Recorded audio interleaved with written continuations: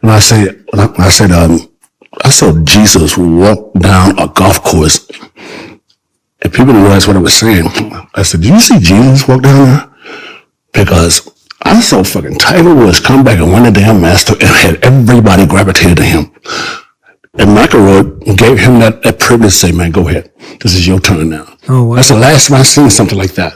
You were there. I saw it on TV. Oh, you saw it on TV. You know, and then if you really want to take it really back, it was a tragedy and maybe somewhat unfortunate incident, the OJ thing. That's the two things I can really think of. That was really striking the last 10 years. Interesting. So, yeah, for mine, everything's a bit longer. Michael Jackson and Princess Diana. Right. Those are probably the two in my lifetime that I've definitely witnessed in that way. But thank you for sharing that as well. And I mean, where I want to start is, and I want to hear it from your own words, because I think when anyone is as in the public eye as you are, and the people that we see and the people that we perceive, everyone has their version of who they think that person is. But what I'm interested in is, who is Dennis Rodman in the current version of how you see yourself? Who is Dennis Rodman? I think I just led him with some cool stuff right there. With, you know, OJ, you know, you said Michael Jackson, now Kobe.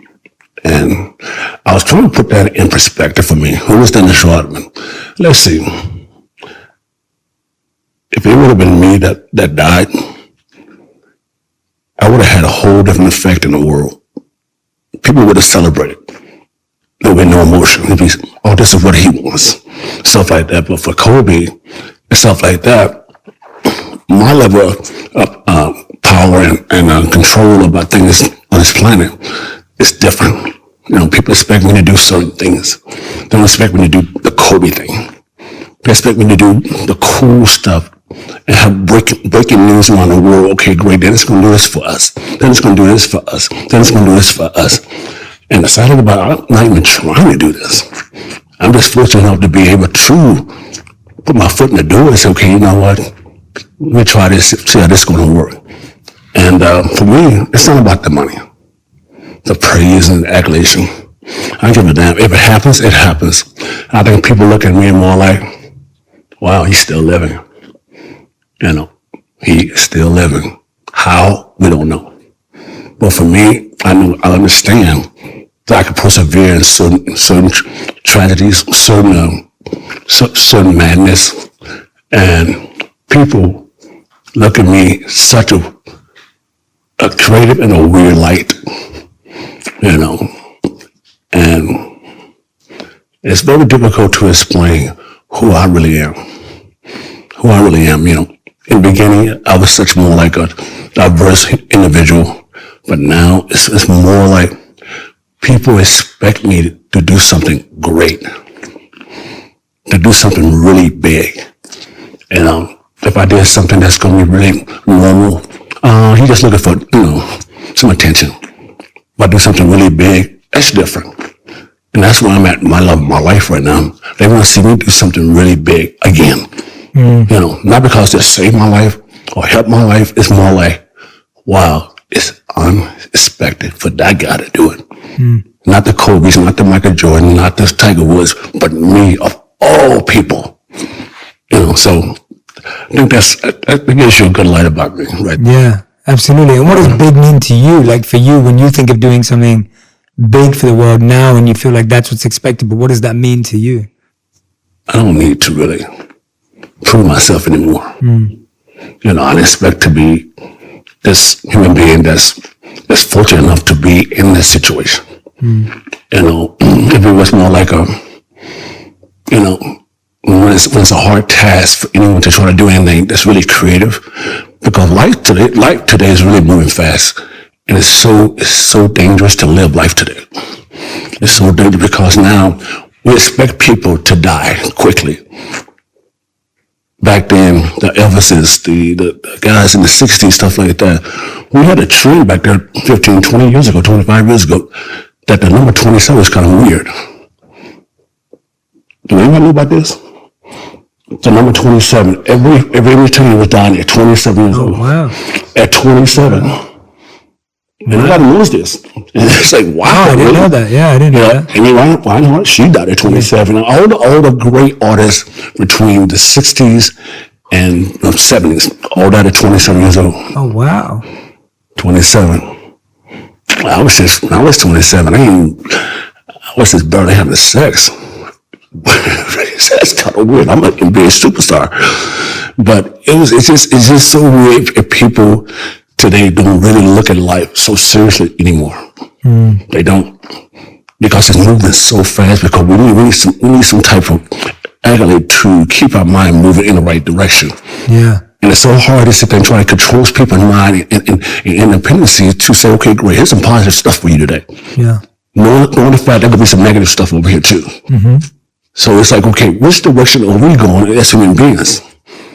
Yeah. And people don't have to take time out to sit down and understand that. Well, you've said before that you think that things have become too easy for this generation right now. What do you mean by that? It's too easy. I think everything is handed to this generation right now. I think the people that like us in the 80s has brought a lot of coolness to some people in the 90s.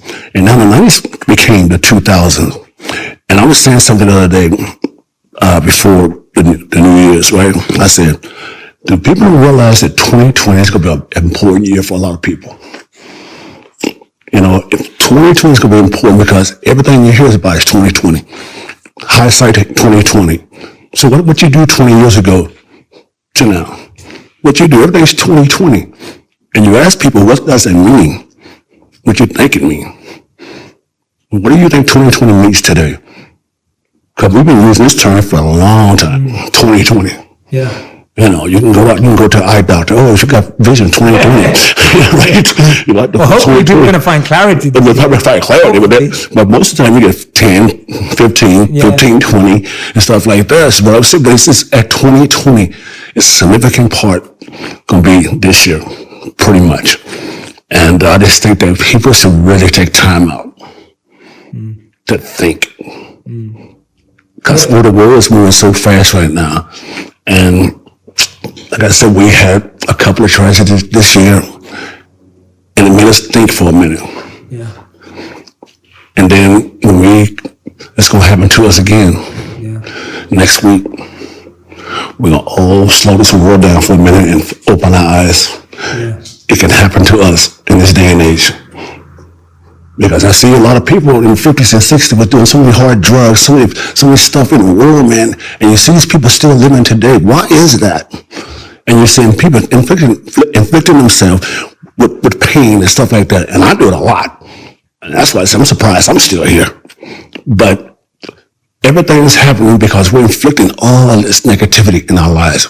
And we expect people to come and give us positivity, energy every day, like this right here.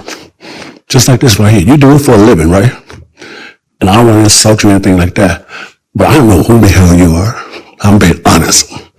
I have no clue who you are. But these guys gave me some information that the fact that you once got a powerful voice. And that's why I'm here, to share my voice with you. I'm grateful for that, man. And I have no issue with you not knowing who I am. It's actually a beautiful thing. I didn't have no clue. I said, but I just heard so many good things since I walked up here. And it's like, wow, he's that good because you're 32 years old. Yeah, man. I'm just very grateful that I met a lot of amazing people when I was young. So it all goes back to my mentors, my teachers, my coaches. It's not me. I can't really take credit for it. I'm just very fortunate. I met a lot of amazing people when I was young. Yep. Awesome. Yeah. So it's just like if I bring the subject, Kim Jong-un. Yeah. Let's go there. Let's go there. Let's go there. Because a lot of people always ask me about that, Kim Jong-un. I think people ask you about that, but I'm doing it differently because I think my perception, and this is what I was saying to the team before as well, is I'm more fascinated by you, your choices, the way you live. Like, I heard you say that, you know, the only demon that you're fighting right now is convincing yourself you're a good father. Right. Like what's fatherhood been like for you? What's your favorite thing about fatherhood? You hate that question? I hate that question. Why do you hate that question? Because I'm doing it to myself. You're doing what to yourself? Pain. So that's a great place to... That's a great place.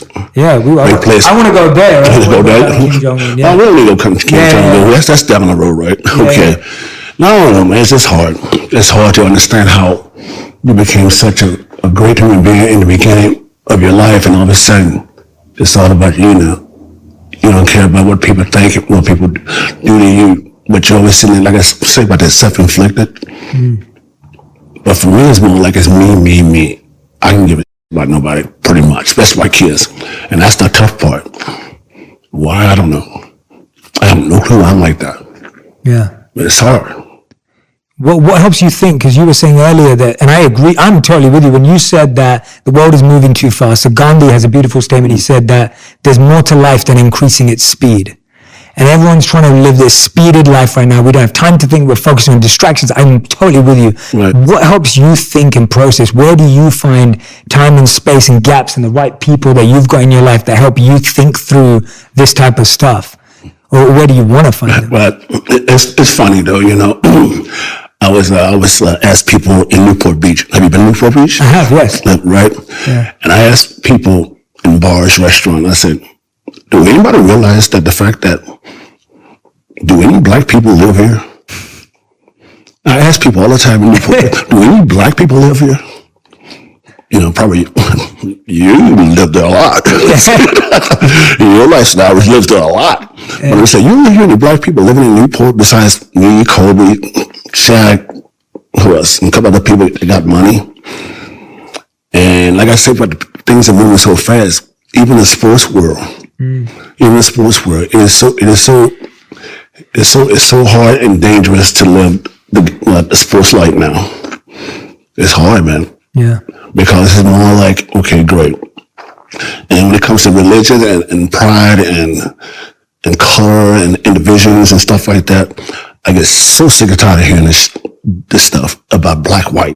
I can't stand it. I cannot stand it. It's just, you know, like I said, the world's moving too damn fast. But it's amazing though, it is amazing when you see black and white. And that's what I was trying to say about the COVID thing. I said, wow. All I saw was around the world, black and white hugging each other. Wow. But we want to put certain things in our lives to screw it all up. But it takes something like this to bring everybody together. Yeah. And that's the sad part. I'm with you. That's the sad part right there. And it don't matter what color creed you are, but it takes this type of mess to put everyone together. Yeah. And for me, I've been like that from day one. I don't care, man. The only thing that I can't seem to figure out is that question. Why I'm a bad dad. And I think I'm a good dad, but at my kids' ass, I suck. And I talk real, I don't care. And a lot of people like me because I talk like this. And it's difficult every day. It's difficult to get up. Yeah. All the time. Sometimes you want to die. Sometimes you want to sit there and try to inflict pain to yourself. So that'll fix the whole problem. But for me, it don't seem like that's working either. Yeah. But for me, I think I need someone, maybe my kids, to sit me down and say, hey, pay attention. It's not all about you every day. I think that's what key I think I need right there. Wow. I'm going to sit, that's going to open the door in my eyes and say, okay, great, let me pay attention to my kids finally. Wow. So. Thank you for sharing that, man. Thank you for opening up. Absolutely. And I'm with you on that. There's 2 points you raised there that I think are super powerful. The first one is, why does it take a tragedy to bring about unity? And I actually went and did a few mini docs last year where we went and focused on areas in the US that had gone through tragedy. So like the hurricane in Houston, and we looked at some of the shootings that happened in Orlando. And because of that, so many communities that were initially against each other actually came together. Right. And that's exactly the question we were asking. Right. And sometimes it's the same for us, like what you're sharing, like sometimes it's the same for us. Like, unfortunately, sometimes until we experience deep pain, we don't feel forced to change. And I'm sure you've experienced that in your life where deep pain brought about big changes in your life. Yeah, that right there is a good statement. That's a great statement. I think the deep pain for me has really elevated my whole life as far as thinking. You know, sometimes I understand it, but sometimes I don't understand it. But it's just hard to really, when you've done so much in your life, it's hard to really wake up in the morning and wonder what can you do that's different. It's going to excite your life every day. Yeah. You know, I hear a lot of people say, hey, you know, I've done everything in the world. I'm one of them. I'm saying, what's left for Dennis Rodman? Yeah. There's only one person. I heard Joe Walsh say something from the Eagles. So when he was speaking at an event, I remember a few years ago hearing him say that. I wonder how much of what you've experienced, though, and you can be honest, I don't know the answer to this. I'm asking as a student of your life, how much of, when you say you've done everything, how much of that is material versus spiritual? How much of that is internal versus external, trying stuff out? I think when I start talking like that, I'm always joking about this whole thing. I said, I see why I'm talking like this, but I talk just like my mother. I talk like my mother because she's a spiritual person. I've never been so spiritual in her life because she's been playing for the church for like 50 years, 55 years, sure. Piano, and she believes in the spirit of love. But every time I start talking like that, and I said, that's my mother talking, huh? And I started seeing myself doing a lot of things my mother's done in the past. And I'm like, wow, man. And it puts a smile on my face when I start thinking about her. Yeah. Because she's like a lot of mothers around the world, they've been through a hard stretch in their lives, 40s, 50s, 60s, and now things are easier. But for me, I just think that, God, man, I just look at a whole lot of cool things that's happened in my life and see what can I do to bring it forward in this light. I'm trying to, like this year, I'm trying to do something in 2020. I want to do something about, ask 20 people, 20 questions, and focus on the last 20 years of your life and show me hindsight 2020 in your life. I love that. In your life, I want 20 people, 20 questions, doing 20 years. 20 years, give me 20 years of your life right here. That's a great idea. That's it. 20 years of your life. Show us your life. And see, I don't care what it is, what generation, whatever this is. You could be 5 years old, and you could be 25 today. Show me 25 years, tell me 20 years of your life to this day. Wow. I like that. To this day. People are so fascinated by you. Who would be your 20 people that you're fascinated by? Like, I'm like you said, like you've done everything. Like, I'm fascinated to know who you would be fascinated by to ask that question to. I think that is the best idea I've heard all year. Well, that's a great idea. But I want to basically get 10 kids on the age of 10. Okay. On the age of 10, see what they would say. They weren't born 20 years ago. I want to hear what they say they would have been doing the last 20 years. I want to hear that. Under the age of 10, I want to get 10 kids. They're going to be 5, 6, 7, 8, 9 years old. I want to ask those 10 kids because they will give you an answer, something like, I wasn't born 20 years ago. But if you throw a question at kids today, especially that young, but you can look at an iPhone, can you? You can sit there and do anything on the web with an iPhone. You can go to all these little secret compartments and stuff like that, but you can't tell me what you would do 20 years ago to now. You can't tell me, but you can tell me about my life. Yeah. But I want to put that to kids and see how kids respond to that. Yeah. And then give me 10 people age of 25 to 40. Mm-hmm. 25 to 40. Now I want to hear your answers. Hear your answers. I want to hear those kids under 10 years old. Let me see how similar are they. I want to say how similar are they. And people will be surprised. It could be so similar. It will be so similar because if you look at families' lives today, a lot of people that have kids that are parents, adults and stuff like that, these kids are pretty much the parents. If you see people that are parents, these parents are walking behind the kids now. They're walking behind the kids. They listen to these kids that's 5 to 10 years old. There's no control about anything in life today, but we do have self-control in certain areas of our life. Just like they say in China and Hong Kong, they got a different regime over there. When we start speaking about China and Hong Kong and Tokyo and stuff like that, we got no business saying anything about those guys. No business. But the deal is, though, they love us. They love American people. They love American people. And for people to sit there and say, look, religions around the country, and what China and Tokyo and Hong Kong is doing, they are trying to create this new regime now.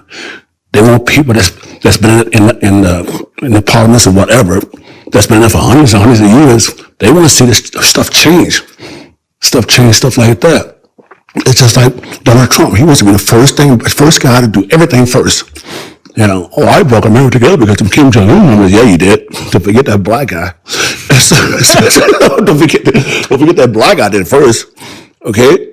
So she said, you know, but those things right there, people don't understand about life. I think you do, because I think you have a full religions about really cool stuff in your life at 32 years old.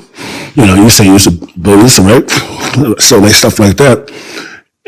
But it's just a beautiful way to look at life through my eyes and through your eyes, and try to see some type of weakness and some type of a consistency as far as happiness and joy with people. I try my to see that. To see that. But it's difficult to see because too much negativity in people.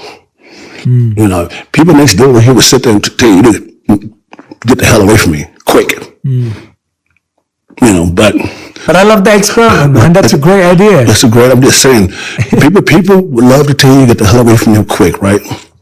But then when you go to an airport, people are so sad in airports. They're mad and sad. Mad and sad.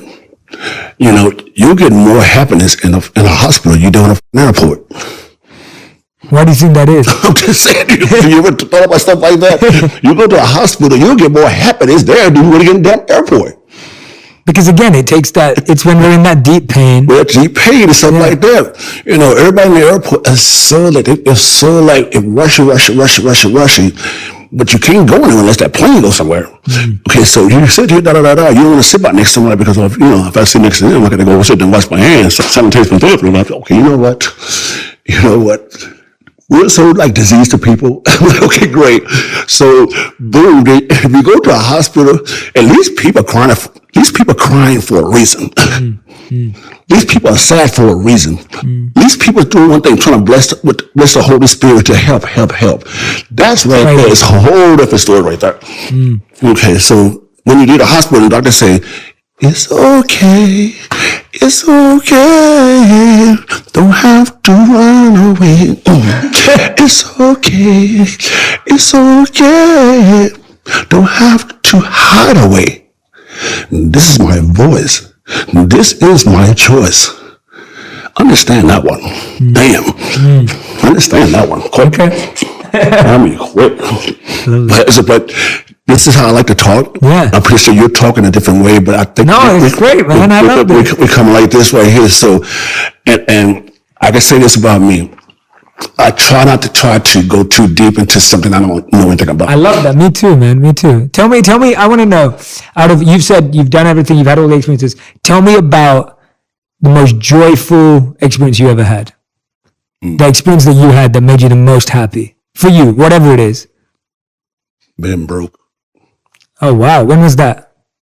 Not too long ago. I'm sorry.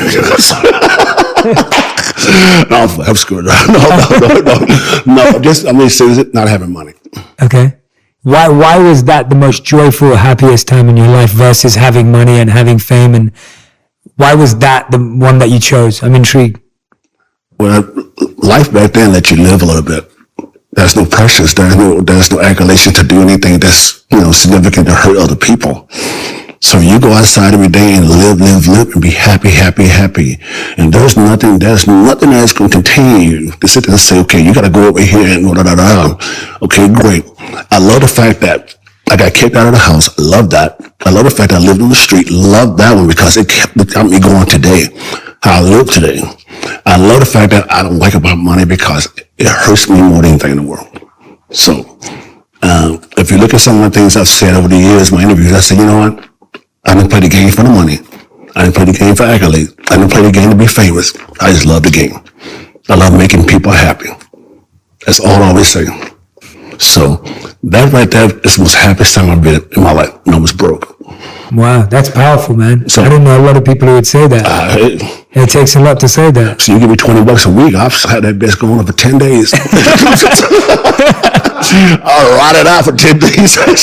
So okay, that's me right there. They'll tell you that. Yeah. But, and what's been the most challenging part of your life where you overcame a big fear of yours, or you overcame a big challenge of yours that you were struggling with? Because that was the one that most people would have pointed that for challenging. So now I'm intrigued to hear what you have found as a challenge, or where you feel like you've really broken through a fear. I broke through a fear. I think the fact that I think a man in my life, I called him my father. I didn't let that bother me. I said, he could be my friend. I broke through that right there. I didn't let something that was so missing out of my life deter me to keep living the way I'm living. So when something like that comes back in your life, and it's a hurtful thing, it's a fucking painful thing, painful. It's a distance. I'm trying not to be like him or something like that. I want to do that. I want to keep it where I can say, okay, great, this is my friend. But I broke through that right there, because I could have just bowed down to him and said, okay, great, you owe me $2 or $3 million, man. You know, you came here and ruined my life. You know, you wrote a couple books about me. You didn't give me a damn dime. So, and I'm like the first kid you had out of 49, but you still didn't care about me. But you went out and did anything anyway what I asked of me. And I said, it's okay. It's okay. Everything's going to be all right. Every little thing is going to be all right. And people don't know about that. Every little thing, not the big thing. Every little thing is going to be all right. That's beautiful, man. Right? That's huge. Mm-hmm. I mean, I don't know many people who have been in that situation. Mm-hmm. That's huge. And that's definitely a huge fear to break through. Mm-hmm. It's a huge fear to break through. I just want to acknowledge that, because I think it's important to recognize that. And it's funny that we're doing your podcast here, and they say you're the number one in the world. So I guess they were a great vision and a view about me, and saying that we didn't know some of these things about Dennis. I've written books, I've did interviews and stuff like that. And like I said, for you to be 32 years old and have this knowledge that I probably don't have when I was 32 years old. Your wisdom and your outlook and your praise about, Holy Spirit and whatever you believe in the world, a lot of people can't get to this gravitation what you got. And I'm pretty sure that's why you're so famous. That's why this is really happening for you around the world. You're reaching to people that can't say, you can't do what you do. At 32 years old, bro. 32 years old. That's very kind of you, man. I'm just about that. Like I said, I've never heard this before, but I'm pretty sure I'm going to hear about it after we leave. I hope so. Yeah, no, I hope so. But no, man, like I said to you, and this is why, and I mean this, I'm not just saying this, I mean it. Like, we're all fortunate or unfortunate based on who we meet in our lives and the impact that they have on us. Right. Like for you, Pearl Jam. Like, I mean, like, I want you to share about that, because I think that we have people who either change the trajectory of our life, extend our lives. I was just, if I'm completely honest, I was an average kid who loved the same stuff that every kid loves, right? I wanted to date hot women. I wanted to make a lot of money, and I wanted to be famous when I was 18 years old. Like, what else do you want when you're 16, 17, 18? I wasn't a saint growing up. I was just one of those people who wanted to do everything that was out there in the world. But when I was 18 years old, I met someone, and now in hindsight, I look back, when I was 18, I'd met people who were rich, I'd met people who were famous, I'd met people who were beautiful, but I'd never met anyone who was happy. And when I met this monk, I believed that he was fully happy. And now, after knowing him for 14 years, I'm still convinced that he's happy. And when I saw that and experienced that at 18, I was like, I want that. I don't want any of this. I want that. I want that experience. I want that feeling, because I could see everything else around me. So for me, I owe it all to the people that I was exposed to. And similarly with you, when you talk about Pearl Jam, like when you're exposed to certain things, that saves you it saves you from your own self. From your own self, pretty much, yeah. Well, Pearl Jam, that pretty much put me on a different level as far as living. They gave me opportunity when because I was lost at that particular time. Yeah. And I wanted to shoot myself, kill myself, or kill the old Dennis. They just came in my life at the right time, 1991. And for you to do what you do, like I said, 32 years old, 14 years ago, hey, you want that. I just said the same thing. I want to be happy. I don't give a damn about anything. I'd rather be broke than be unhappy. So it'd be other. But Pearl Jam's a big part of my life. I think certain people that has really integrated into my life. You know, you got Darren Will, you got certain people, like I said, that say Brian, that's really been an integral part. Jerry Buss, yes, bless his soul. Jeannie Buss, bless her heart. Phil Jackson, Chuck Daly, James Rich. Those 4 men right there. I can say his dad too. They make a whole team, right? We're the basketball team now. With the whole team, basketball team, right? Yeah. But you just pick certain people in your life, like as you said, you met this Mark. And I met people like that. Like I said, those 4 or 5 people right there, I mean, literally right there. They actually changed my life in such a different way. I always say, if you put this in a blender, you have a great human being. Because they got different things, change the seasons, change your mind, change the way you think. But guess what? They still they're going on that same path. You know, and always be right. But you know what they're talking about. You know what they're trying to get you to get into and try to live your life in a certain way. And like I said, I love listening to people that has more than me, mentally wise. Me too. Mentally wise. You know, you give me $100 million, $1 trillion, I don't care about that. You know, I would be around somebody that's happy as hell. I just has a clairvoyancy about how to live life to the day, you know, 15, 20, 25 years down the road. You know, I want to get to that happiness, that happy place, you know, obviously, you know, I was happy playing basketball. I was happy as a retirement person, as I'm doing now, retire. But it's still, man, there's something still missing for me. Yeah. Something still missing, man. You know, like I said, I've been a lot of things in my life could have changed my world completely. I could have died many times in the last 15 years. It has nothing to do with drugs. Maybe alcohol, but not drugs. Drug is alcohol too, but it feels like many times I could have been, damn. And I look at this all the time, man. You know, I just see death, man. Like, for me, it's a happiness, it's a blessing. You know, I'm afraid of living. That's the key. I'm afraid of living. I'm afraid to live. Maybe that's why I keep pushing those damn buttons all the time. But there's a message in that. Because if you're still here, having nearly had all those opportunities to die in the last 15 years, there's still an experience here for you that is waiting for you, that is calling you, that's pulling you to it. And in my opinion, it's an internal experience because, you know, whatever my opinion's worth, I really feel that external experiences and internal experiences, external ones are tangible, they're gross, you feel them, but the internal experiences take some time and because they're harder to see and we're not trained to see them, we can miss them sometimes. Right. You know, I see things on TV. He's going to laugh when I say this one. I was just saying straight out. Joe Osteen, I'm just going to have to say this now, man. Excuse me. I don't know. How happy can you get? I mean, how happy can you get? Yeah. And he's like, seems like the most happiest creature on the planet. I mean, when he starts speaking, oh, I can do this. I'm like, oh my God, right? Right? I'm like, damn. I'm like, well, how happy can you get? Is anyone in the world that damn happy? It depends how you... I'm speaking to all you people out there. Is anyone out there that's that damn happy that you have no trials or tribulations, that you need no help? Are you that damn happy every day?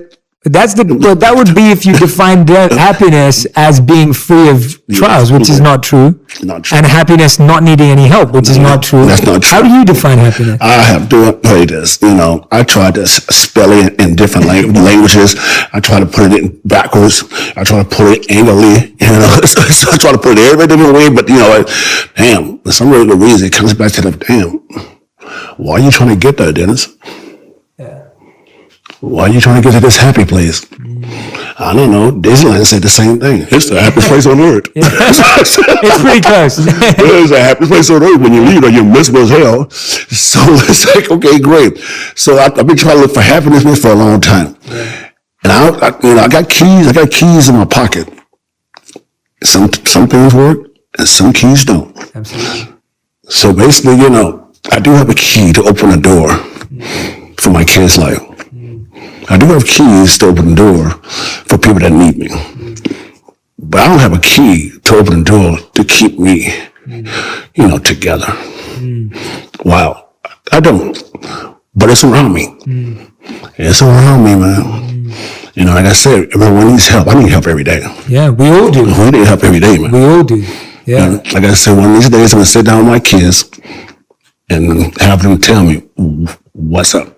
I think that's a great idea. Because a lot of people don't sit down with their kids and say, how you doing? What's up? No, okay, great.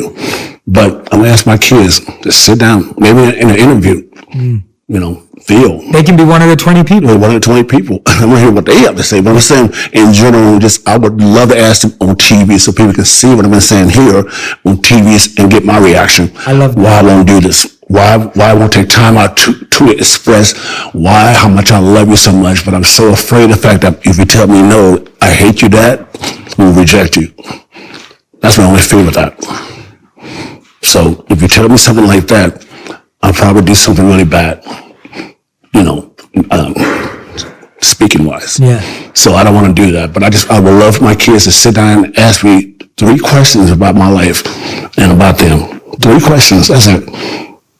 Yeah. So I want people to see what I've been saying for so many years and watch me see in my kids' eyes the pain they go through. Yeah. Well, I'm hoping that the way I'm hearing it from you is very sincere. Like the way I'm hearing it from you is like you really want to learn. You really want to grow. Like I'm not hearing it from and I'm hoping that if your kids hear it in that tone, then their initial reaction may be what you think it may be. But after that, I think sincerity of intention, the way you're living, this sincerity and genuineness of just wanting to know, I think that will help them actually tell you the truth. I think that will actually make them go beyond what you think they're going to say and actually give you an opportunity to hear from them because of the way you're asking it. Yeah, when I asked them, I think that people don't understand that it takes a lot of heart to break down to someone. Oh, 100%. That takes the biggest courage. That's the biggest courage right there. To just let someone break you down for a day. Let them break you down for a day. Let me see you. Let me see you. Let me see to you. Let me see. Open up to me. Open up to me. It's okay to hurt. It's okay to cry. It's okay to have this pain. It's okay. And whenever I do get emotional, I love being happy afterwards because I think I'm just cleansing, you know, that day of just misery and pain. Yeah. And when I get emotional, I love it. I just start smiling. I start smiling when I do that. Yeah. And I'm pretty sure these 3 guys right here, these 2 guys right here, they left right there. Yeah. Pretty sure I had a bet I'm going to get emotional today. I'd be quick. Yeah. You know, but this is a good format for me. People around the world understand how I am in life. You had Kobe, you had all the great people in the world on the show. You know, a lot of people like Kobe, Tiger, or whoever you had on your show here. A lot of people try to outsmart people and try to outsmart themselves instead of looking in deep and saying, you know what, man, I do have the ability to show a little light to the world. And like I said, it just took 41 years of somebody's life to realize how you stop the world like that quick. And that was insane. That's what said stop the world. And that's powerful.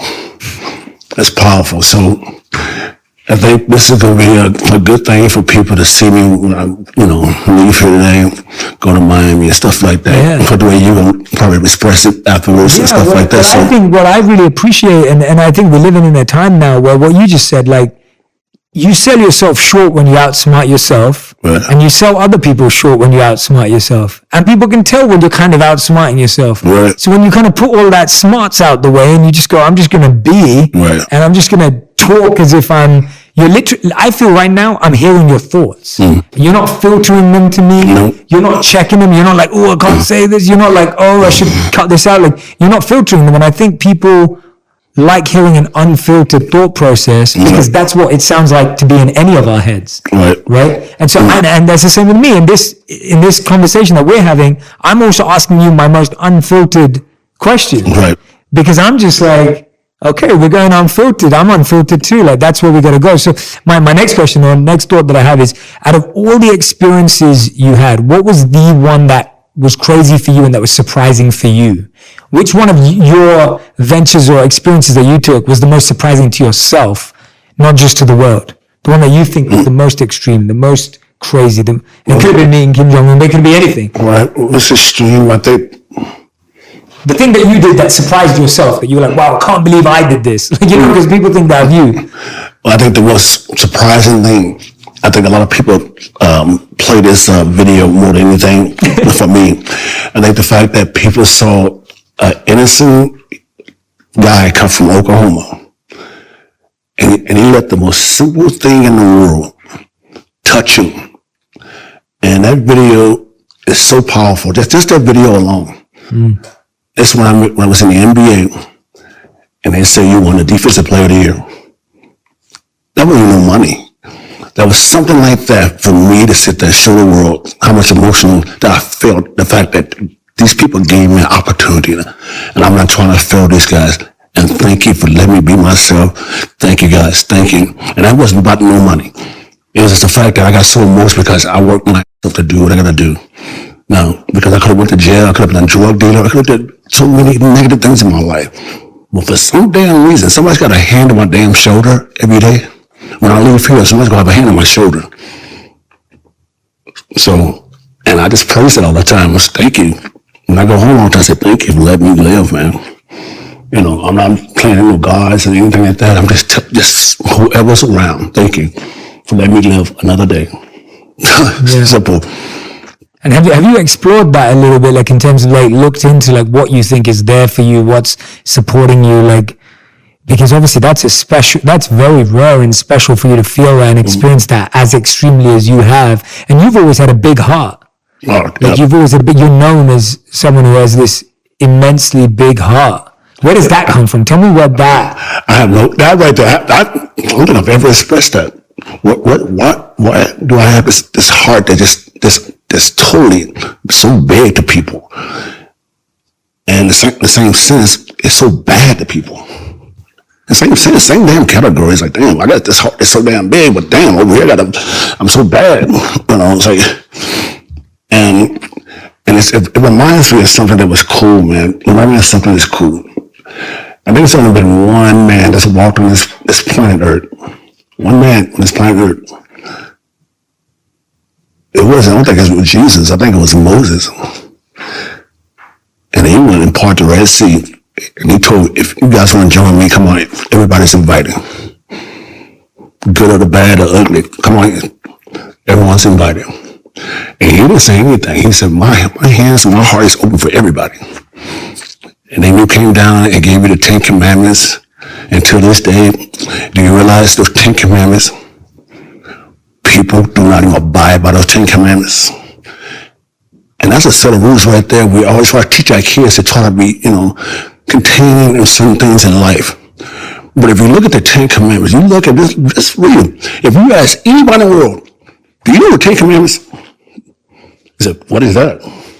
I don't know, man. What is it? If you ask anybody what is the 10 Commandments, he'll name all 10 Commandments.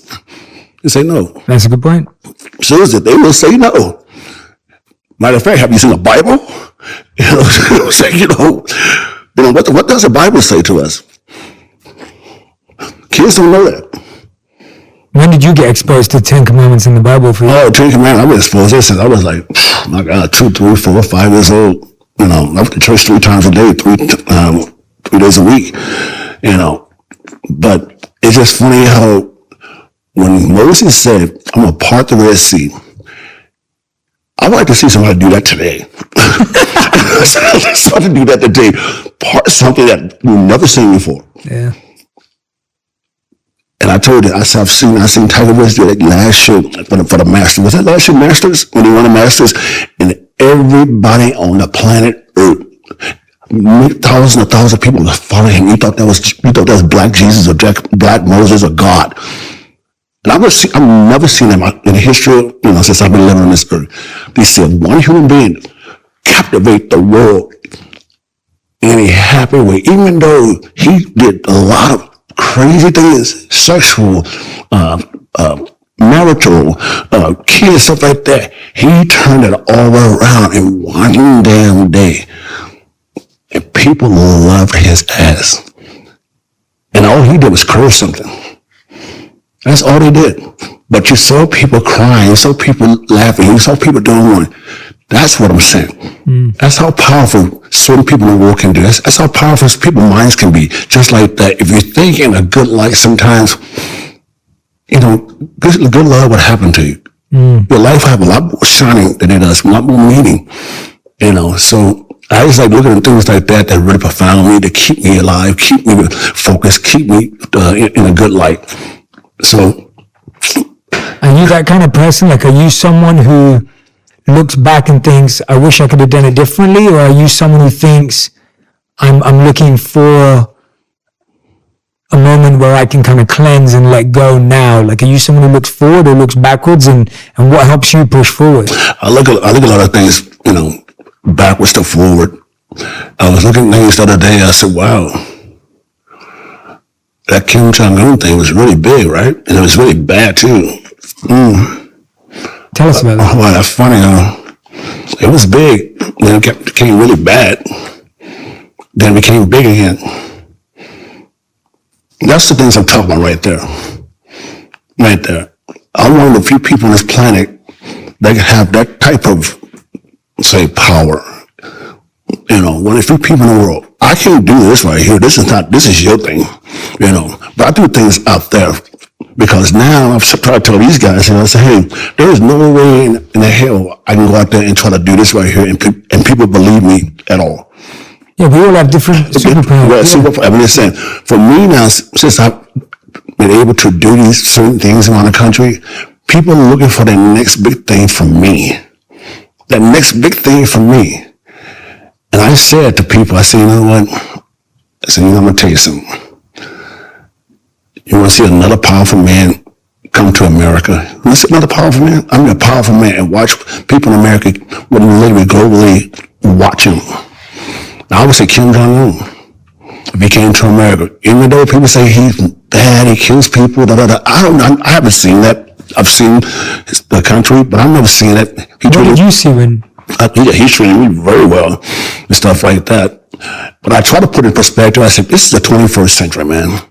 You can't keep having a hatred every damn day. I mean, it don't go that far. I mean, we want to see some happiness in the world. I mean, some big things around the world. We want to see Kim Jong-un go, hey, man, come to my country. I love you guys coming to my country. Hey, let's go to, South Korea. Oh, okay, great. President Moon. Oh, okay, great. Let's go over to Russia and get that guy a chance. Let's go over here to Tibet. Let's get this guy a chance. So, that's what I like right there, because either way, you go in this neighborhood, there's different cultures living with each other, man. Different cultures, just like your culture. I'm here talking to you. I love talking to you like this. Me too. I love this right here all day long. So, but I think that, people is looking for me to do the next big thing in 2020, and it's going to happen. I don't know when, how, but it's going to happen in 2020 for me. Okay, man. I see that. We're looking forward to it. I see that. Yeah. So, but like I said, it's not going to be about the money.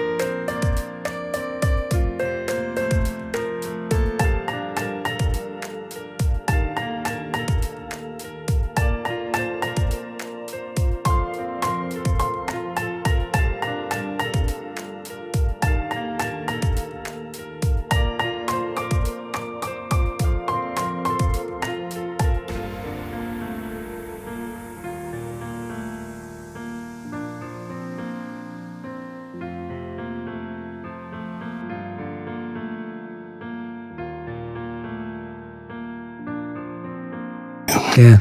You know, when I went to North Korea, I never got paid. Yeah. Never got paid doing that.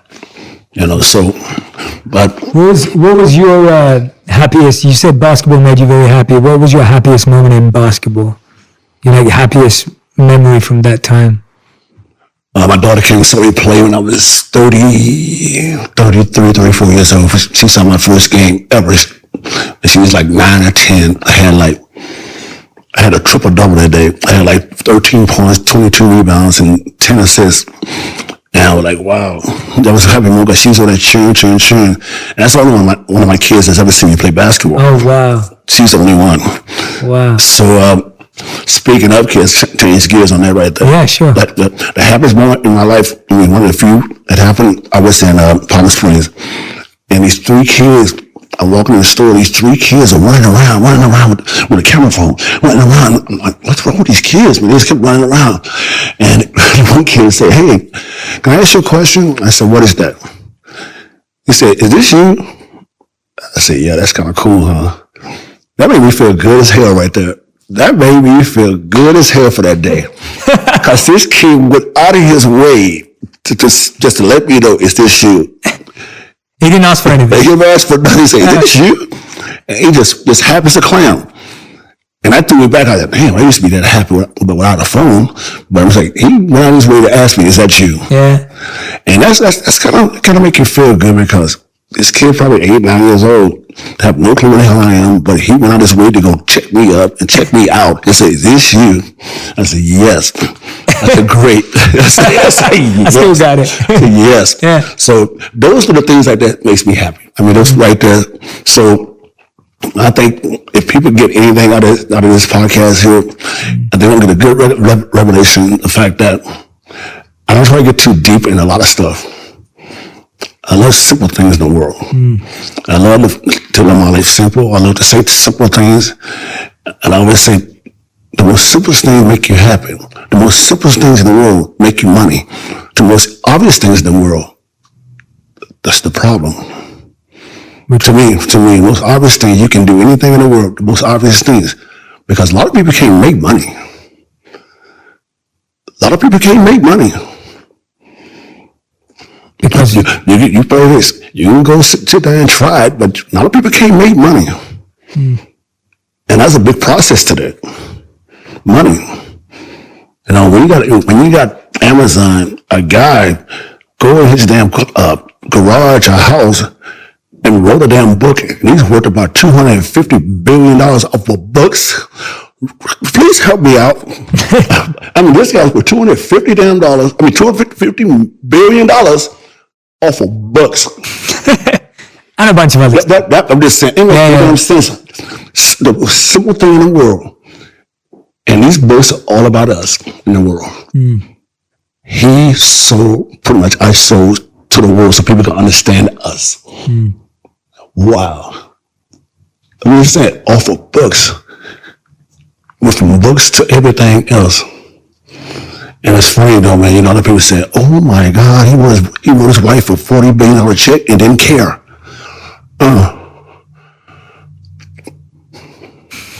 I like what you said about the simple things. It's the simple things. I get that. Simple things, man. What was it about? What has it been for you in relationships and dating? What are the simple things there that were? God, it's dating. Let's go there. We all got that problem, right? We all got that problem. Dating's tough, and it's got tougher now with technology. And I say this with a great admiration to my community, the gay community, and they've been such a great supporter of me. You know, they asked me in 1983, they said, Dennis, if you came out and said that you was gay, I said, you know what, I'd probably be the most happiest guy in the NBA. Damn, huh? Damn. Damn. Wow. And people don't even get that part, you know? And people look at me in that light. We've been talking the whole time about this light, stuff like that. If I would say that I was gay, which I'm not gay, sorry, but my gay community supported me when I was dressed in women's clothes and doing drag shows and going to dress, stuff like that, I would probably have been the happiest guy in the world in the NBA. Happiest guy in the world. Just because the community that I love the most is the gay community. They don't show no filter about anything. They love living life. They love living life. So it's funny though. People say, "Oh, he's gay," so whatever. People expect me to be gay. People expect me to do all these things in the world, man.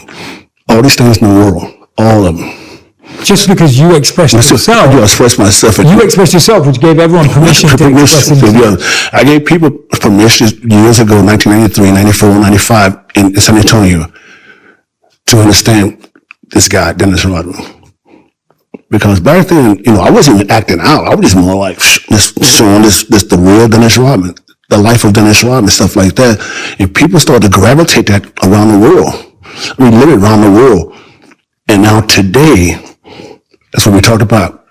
What is the big things you want to do in your life? I've done it.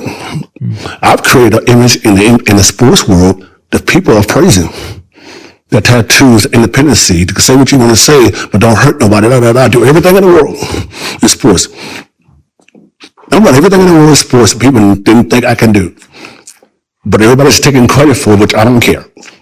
I don't care who takes credit, as long as everybody's happy. And I do get pissed off at professional athletes. So all you guys can understand what I'm saying. You make all this damn money, and you're making 40, 50, 60 million dollars. But for some other reason, you ain't helping a soul around the world. And I'm saying this to every athlete on the planet. And I wrote a book and saying something, this whole thing I'm just saying now. I said, what's the one thing about the playing sports in the NBA, playing basketball in the NBA? I said, 50% is money and 50% sex. Just like that. And it's true. So, nothing bad about that.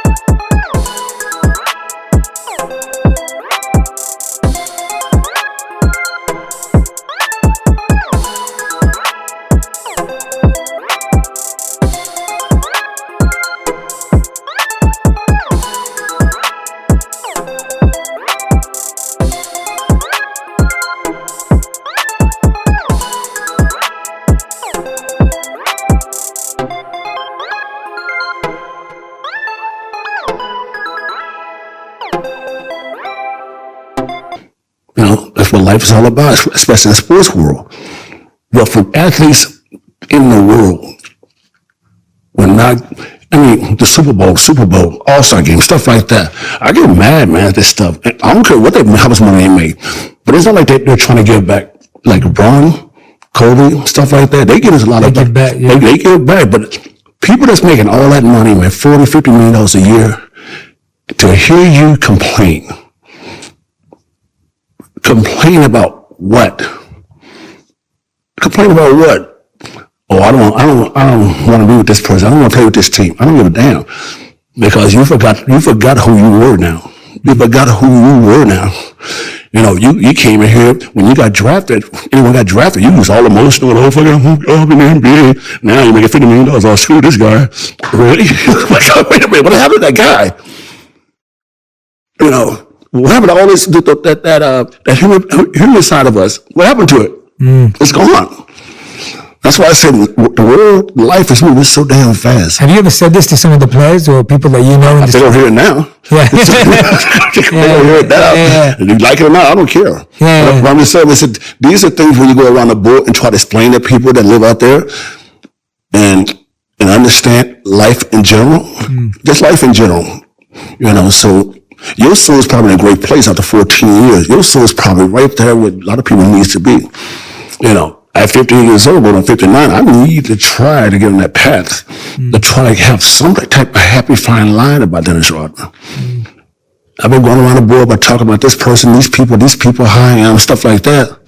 But I'm seeing, I'm out here trying to reach.